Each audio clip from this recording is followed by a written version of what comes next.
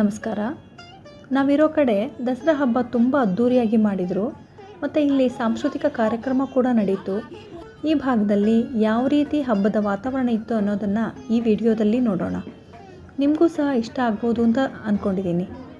ಇಲ್ಲಿ ನೋಡಿ ಯಾವ ರೀತಿಯಾಗಿ ಚಿಕ್ಕ ಚಿಕ್ಕ ಕಲರ್ಫುಲ್ ಸ್ಟಾಲ್ಸ್ಗಳನ್ನು ಹಾಕಿದ್ದಾರೆ ಅಂತ. ಇಲ್ಲಿ ಅಟ್ರಾಕ್ಷನ್ ತುಂಬ ಇತ್ತು.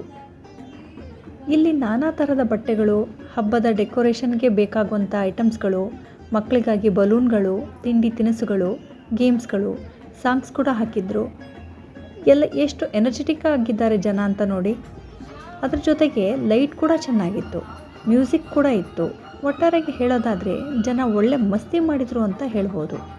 ಇದು ಒಂದು ಡಿವೋಷ್ನಲ್ ಸೆಲೆಬ್ರೇಷನ್ ಮೂಡ್ ಅಂತಲೇ ಹೇಳ್ಬೋದು. ಬನ್ನಿ ನೋಡೋಣ ಕಾರ್ಯಕ್ರಮ ಹೇಗೆ ನಡೀತು ಅಂತ.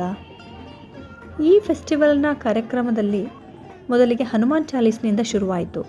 ನಂತರ ರಾಮಲೀಲಾ, ಹಾಗೆ ಅಂತಿಮವಾಗಿ ರಾವಣನ ಅಂತ್ಯದವರೆಗೂ ಇಲ್ಲಿ ನಾಟಕ ಮಾಡಿದರು. ಇದು ಒಂದು ಟ್ರೆಡಿಷ್ನಲ್ ಡ್ರಾಮಾ ಅಂತ ಹೇಳ್ಬೋದು. ಇದರಲ್ಲಿ ರಾಮ, ಲಕ್ಷ್ಮಣ, ಸೀತೆ, ಹನುಮಂತ ಮತ್ತು ರಾವಣ ಇವರ ಕ್ಯಾರೆಕ್ಟರ್ನ ಪ್ಲೇ ಮಾಡ್ತಾರೆ.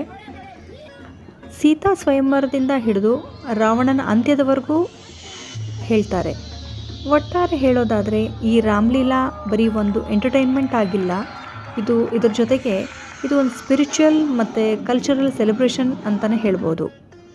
ನೋಡಿ, ಇಲ್ಲಿ ರಾವಣ, ಕುಂಭಕರ್ಣ ಮತ್ತು ಮೇಘನಾಥ ಇವರ ಎತ್ತರವಾದ ಪುತ್ಥಳಿಗಳಿವೆ. ಇವುಗಳನ್ನು ಸುಡುವ ಮೂಲಕವಾಗಿ ಈ ಕಾರ್ಯಕ್ರಮನ ಕೊನೆಗೊಂಡಿತು. ಇದು ಸತ್ಯದ ವಿಜಯ ಅಂತ ಹೇಳ್ಬೋದು. ಇದಾಗಿತ್ತು ದಸರಾ ಹಬ್ಬ ನಮ್ಮ ಕಡೆ. ನಿಮ್ಮ ಕಡೆ ಹೇಗೆ ಆಚರಿಸಿದ್ರು ಅಂತ ತಿಳಿಸಿ. ನಮಸ್ಕಾರ.